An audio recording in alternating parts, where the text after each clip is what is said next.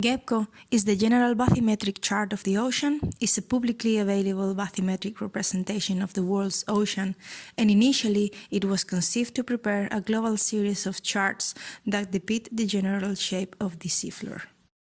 One of the most famous GEBCO's products are the gridded bathymetric data. So once we are set on the web page, we can see the home page, and then we go click in the gridded bathymetric data, so we can observe the layout of the feature.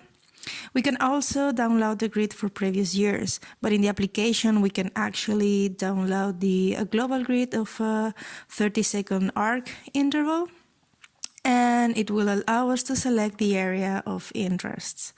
So now we are here. We can also add features to the map. So we can add TID grids to the charts and so the graticules of the world map.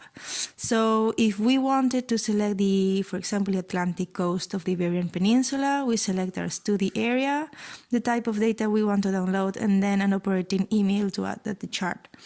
This will probably take some time to receive.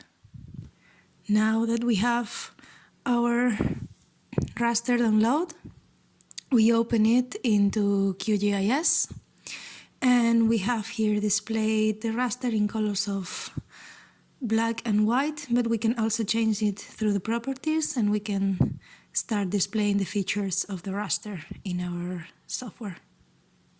The GEBCO Gazetteer of Undersea Feature Names is a digital map with feature names used in sheets and in other products of GEBCO, as well as in international bathymetric charts projects and in nautical charts.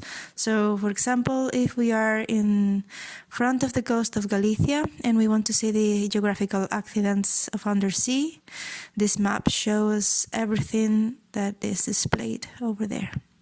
The GEBCO Web Map Services displays the 2014 grid of accessing georeferenced map images over the internet. The services requested are the geocapabilities that return us an XML file that we need to save in our disk to view the info, or the get map that returns a map with the specific parameters of the previous feature.